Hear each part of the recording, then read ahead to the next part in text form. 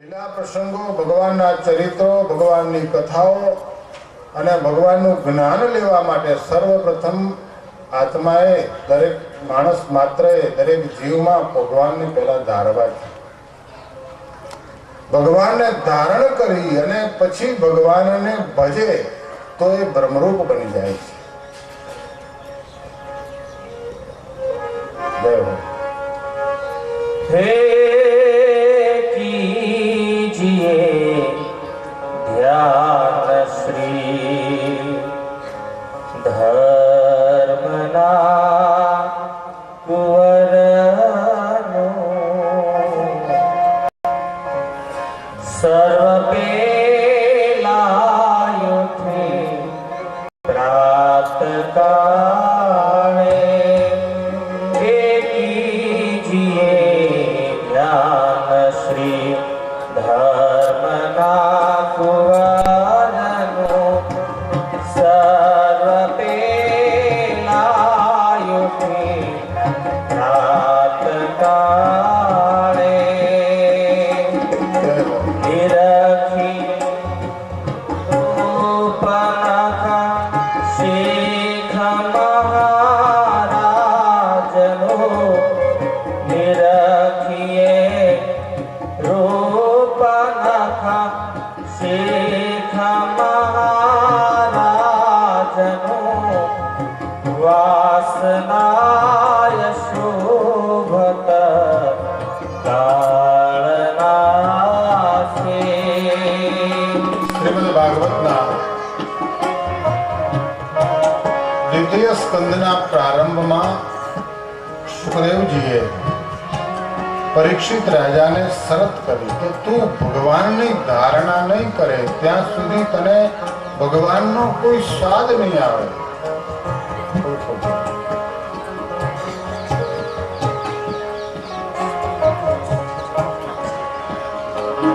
ભગવાનને તું ધારીશ નહીં ત્યાં સુધી તને ભગવાનમાં ભાવ નહીં, ભગવાનમાં એકાત્મપણું નહીં થાય. માટે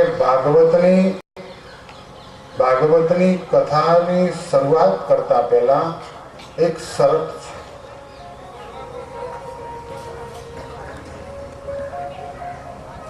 બધું અખડ દખડ કરી નાખ્યું તમે તો. એ ડોહા તારે ભગવાનને ધારવાના હતા, બધું આગુ પાછું કરી નાખ્યું.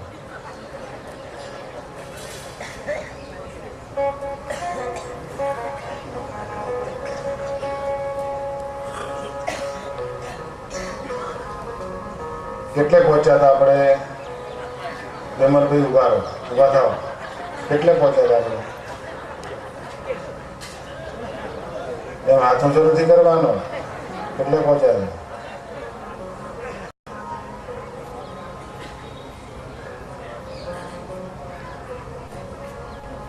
આ એક ભગવાનની કથા છે, એની એક મર્યાદા છે.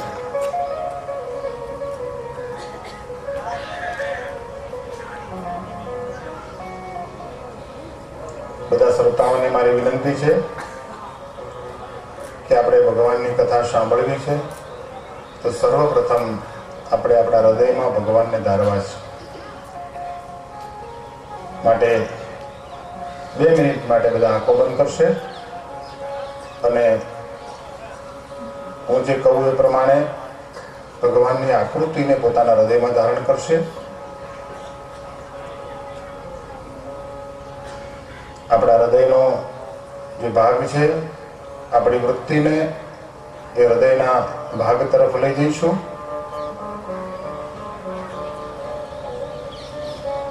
અને એ હૃદયમાં આપણી જાણીતી જગ્યા, આપણું ઘર અને ઘરના કમરાને, રૂમને આપણે અહીંયા બેઠા બેઠા જોઈ શકીએ છીએ. એવી રીતે હૃદય આકાશમાં એક ખુલ્લો એક કમરો છે, ખુલ્લી જગ્યા છે, એક ઘર છે અને એમાં તેજ ભરેલું છે. અને તેજ રૂપે સૂર્યના કોટી સૂર્યના જેવું એ તેજ છે. અને તેજની અંદર એ તેજ સ્વરૂપ હું છું, હું પોતે જ તેજ રૂપે છું. અને એની અંદર મારો ઠાકોરજી, મારા ઘનશ્યામ મહારાજ, જે તમારા જે સ્વરૂપને તમે માનતા હો, પૂજતા હો, જે સ્વરૂપની ઉપાસના કરતા હોય, એ સ્વરૂપની આકૃતિને એ તેજના આકાશની અંદર લાવીને બેસાડો. એટલે કે ભગવાને આવીને એ આકાશની અંદર, અવકાશની અંદર, એ હૃદયની અંદર એ ભગવાન આવીને ઊભા રહ્યા છે. અને એ ભગવાન કેવા છે? સુંદર. ભગવાનના 2 હાથ છે, 2 ચરણ છે. સુંદર પીળા કલરનું પિતાંબર પહેર્યું છે. ઉપર ભગવાને ખેસ પહેર્યો છે. ગળામાં ફૂલના હાર છે. ચંદનની અર્ચા કરેલી છે. કાનમાં કુંડળ છે. માથે મુગટ પહેરેલો છે. અને ભગવાન આવ્યા છે, ભગવાનને બેસાડ્યા છે અને ભગવાનને જળપાન કરાવ્યું છે. અને આપણે અંદર જ છીએ, જ્યાં આત્મા છે, જ્યાં અવકાશ છે. આપણા ઘરમાં બેસી અને કોઈ મહેમાનની, કોઈ માતા પિતાની આપણે સેવા કરતા હોઈએ, એવી રીતે ભગવાનને આપણે અહીંયા સેવા કરીએ છીએ. અને એ ભગવાનને અંદર હૃદયમાં રાખીશું અને ભગવાનને એમ કહીશું કે હવે પ્રભુ, મારા આ હૃદયની અંદર, મારા આત્માની અંદર કાયમ રહેજો. અને જ્યારે જ્યારે હું તમને યાદ કરું ત્યારે મને અંદર તમારા દર્શન આપજો. બોલો સહજાનંદ સ્વામી મહારાજ. એ ભગવાન બહુ સુંદર રૂડા રૂપાળા છે. અને આવા ભગવાન મૂકી અને જે માણસ પોતાનો વ્યર્થ સમય ગુમાવે છે અને ભગવાનનું ચિંતન નથી કરતો, એનું જીવન નિરર્થક છે. ભગવાનની એમને જ્યારે વાત શરૂ કરી એના પહેલા સુખદેવજી આ પરીક્ષિતને એમ કહે છે કે રાજન, એ ભગવાનની ભક્તિ કરવી જોઈએ અને ભક્તિના પહેલા ભગવાનનું એને જ્ઞાન જોઈએ અને જ્ઞાનના પહેલા એને વૈરાગ જોઈએ. ભક્તિની શરૂઆત સર્વપ્રથમ વૈરાગથી થાય છે, ત્યાર પછી ભગવાનનું જ્ઞાન આવે છે અને જ્ઞાન મળ્યા પછી ભગવાનનું ભજન કરવાનું સુખ થાય છે. એટલે એકમાત્ર પછી ભગવાનને જ દેખે છે. વૈરાગ્ય વગર અને જ્ઞાન વગર ભક્તિ ટકતી નથી. ભક્તિની શરૂઆત થઈ જાય છે પણ ભક્તિ પછી બંધ થઈ જાય છે. જ્ઞાન અને વૈરાગ્ય દ્વારા અને જ્ઞાન અને વૈરાગ્ય પછી ભક્તિ પેદા થાય છે તો એ ભક્તિ કાયમ ટકે છે. વૈરાગ્ય એટલે શું? ભગવાન સ્વામિનારાયણ શિક્ષાપત્રીમાં લખ્યું છે કે જગતને જૂઠું માનવું એને કહેવાય વૈરાગ, ખોટું માનવું એને કહેવાય વૈરાગ. ભગવાનને સમજતા પહેલા આપણે જેને જોઈએ છીએ, આપણે જે જોઈ રહ્યા છીએ, જેના વચમાં આપણે રહ્યા છીએ એને ખોટું માનવું. તમામ શાસ્ત્રનો એક જ સાર છે કે ભગવાનને સાચા માનવા અને આ જગતને ખોટું માનવું.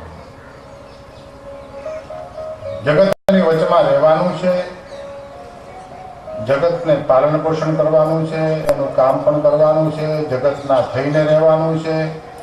જે રોલમાં હોઈએ એ રોલ આપણે અદા કરવાનો છે, પણ ખોટું માનીને કરવાનું છે. માનવાનું બધું, કામ બધું જ કરવાનું. એ ખેતરમાં વાવવાનું ખરું, પાણી પાવાનું ખરું અને વાઢવાનું ખરું અને બધાયનું કામ કરવાનું, પણ એ વાતની ખબર હોવી જોઈએ કે આ ખોટું છે, છતાં પણ આ કરવું પડે છે. ભગવાનનું ભજન કરીએ છીએ તો ભગવાનને સાચા માનીને કરવું છે અને વ્યવહાર કરવો છે તો ખોટું માનીને કરવું છે. એ માણસ સફળ થાય છે. ભણવા બેસે, ભણે ગણે, ડિગ્રી મેળવે, નોકરી કરે, બધું જ કરે, સારામાં સારા માર્ક લઈ આવે, નોકરી કરે તો સારામાં સારી નોકરી કરે, નોકરીમાં કામ પણ પોતાનું બરાબર બજાવે, પણ ખોટું માનીને કરે. કરી તોય ન કરી તોય ન કરી, એને કહેવાય નોકરી. બધું જ કરવાનું છતાં પણ આ ખોટું છે, જૂઠું છે એમ માનીને કરવું. અને ભગવાનનું ભજન કરવાનું તો ભગવાન સત્ય છે, ભગવાન સાચા છે એમ માનીને ભગવાનનું ભજન કરવાનું. ખરેખર આ જ સાચા છે, બાકી બધું જ જૂઠું છે એમ માનીને જે ભજન કરે છે, સત્સંગ કરે છે, એનો સત્સંગ સફળ થાય છે.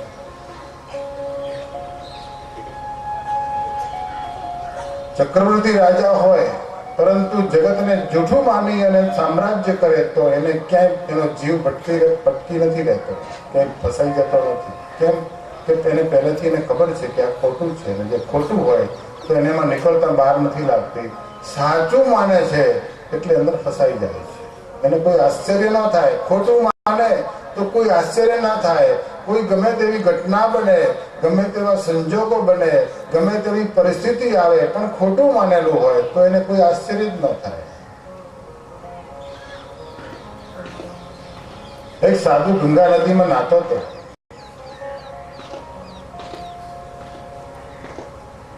એક ચોર આવ્યો. એનો કામળો બહુ સરસ, ઠંડીનો સમય હતો, કામળા વગર ચાલે નહીં. કામળો કાંઠે મૂકેલો અને એક ચોર લાગ જોઈને કામળો ઉપાડીને ભાગ્યો, દોડ્યો. પેલો સાધુ ભીના કપડે પાછળ દોડ્યો, કારણ કે કામળા વગર તો ચાલે એવું હતું જ નહીં. એટલે ભાગેલા, ઉભો રે, આ કામળા વગર મારે ચાલે એવું નથી, બીજો મારી પાસે કામળો નથી. એમ દોડ્યો, ઉભો રે. પણ ચોર કઈ ઉભો રે, હગો થાય કે? એ તો કામળાનો જ હગો થાય. એક ગાઉ, બે ગાઉ, 4 ગાઉ, 6 ગાઉ, 8 ગાઉ દોડ્યો. સાધુ કે તને આજ મૂકવાનું નથી. એમાં વચ્ચે ગામ આવ્યો, આમજા ગામ આવ્યો. મહાત્માજી ક્યાં જાઓ છો? અરે એક માણસ મને મારો કામળો લઈને જાય છે, હું નાતો હતો અને મારો કામળો લઈને દોડ્યો છે, માટે મને મદદ કરો. એ કામળો મારો પાછો લાવી આપો. બધા ભેગા થયા. મહાત્માજી, હવે ચોર બહુ દૂર નીકળી ગયો છે, હાથમાં નહીં આવે, અને તમે સાધુ છો, તમારે કામળાનું શું કામ છે? તમને બીજો કામળો આપીએ. તો કે ના, મારે પેલો કામળો જ જોઈએ, મારો જ કામળો જોઈએ. અરે મહારાજ, તમને 4 કામળા લાવી દઈએ અમે ભેગા થઈને. તો કે ના, એ કામ નહીં, હું પેલો ઓઢતો હતો ને એ જ મારે કામળો જોઈએ.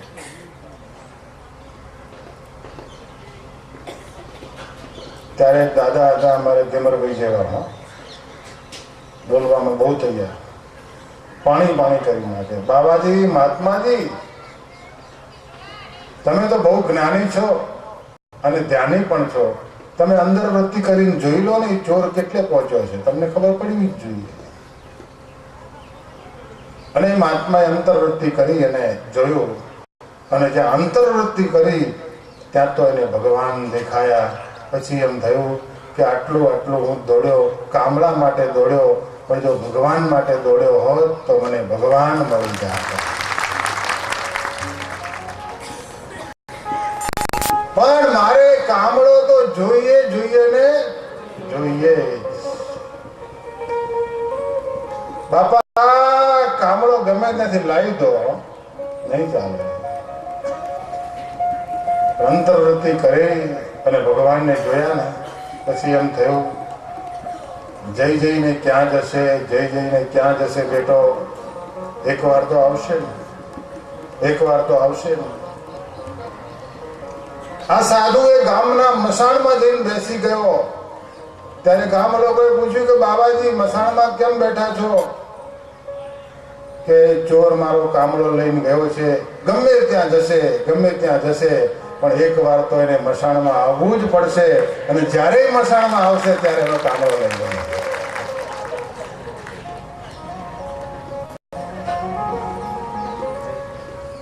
બસ દરેકનું છેલ્લું એક જ ઠેકાણું છે, એ છે મસાણ. ગમે એટલા સરસ કપડાં પહેર્યા હોય પણ જ્યારે મસાણમાં લઈ જાય તો બધા કાઢી નાખે. ઘરેણા પહેર્યા હોય એ કાઢી લે છે. એક જગ્યાએ તો ડોક્ટરને બોલાયા, એટલે મેં ડોક્ટરને હવે શું કામ છે, મરી ગયો છે? તો કે ના, અંદર હોનાનું દાંત છે. અને હવે તો બહુ મોંઘું થઈ ગયું. એટલે મેં હમણાં કેપ કરાવ્યું તો ચાંદી બનાવી, કોઈ કાઢી ન લે.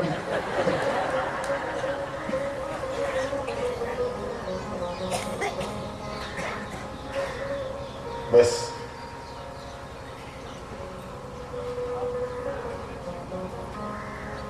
કોઈના ઘેર મોટર ગાડી, કોઈના ઘેર ઘોડા ગાડી, કોઈના ઘેર બળદ ગાડી અને કોઈના ઘેર સાયકલ ગાડી, કોઈના ઘેર બાઇક ગાડી. પણ બોજો ભગત કે આ જગતમાં નાના મોટા બધા